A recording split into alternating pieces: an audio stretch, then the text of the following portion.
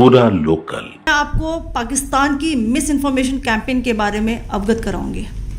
पहला, पाकिस्तान ने यह क्लेम किया कि उसने अपने JF-17 से हमारे S-400 व ब्रह्मोस मिसाइल बेस को नुकसान पहुंचाया, जो कि बिल्कुल गलत है। दूसरा, उसका ये भी मिस इन्फॉर्मेशन कैंपेन था कि हमारी एयरफील्ड्स जो कि सिरसा, जम्मू, पठानकोट, बठिंडा, नलिया और भुज में हैं, ये उसका मिस इन्फॉर्मेशन भी बहुत गलत है।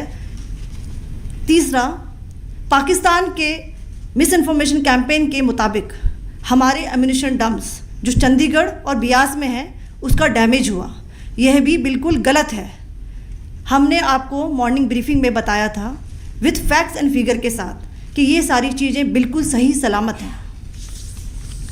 अब मैं आपको बताना चाहती हूँ कि पाकिस्तान के एक प्रेस कॉन्फ्रेंस में ये बात की गई थी कि उनके सीनियर मिलिट्री ऑफिसर्स जो कि पूरी तरह से ये भ्रामक हैं और तथ्यों से दूर हैं कि पाकिस्तान की ओर से ये झूठा आरोप भी लगाया जा रहा है कि भारतीय सेना ने मस्जिदों को नुकसान पहुंचाया।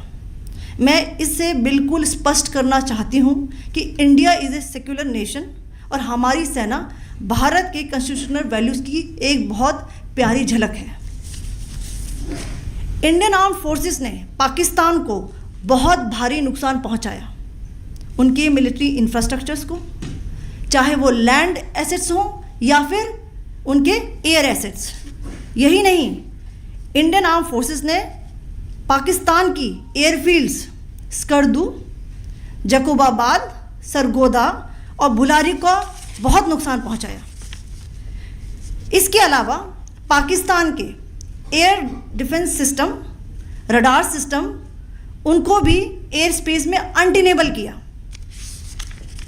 यह भी बताना चाहती हूँ कि लाइन ऑफ कंट्रोल के पास पाकिस्तान के command and control logistic installations और उनके मिलिट्री इंफ्रास्ट्रक्चर्स, मिलिट्री पर्सनल्स का इतना भारी नुकसान हुआ कि पाकिस्तान की ऑफेंसिव व डिफेंसिव कैपेबिलिटी को नष्ट कर दिया गया।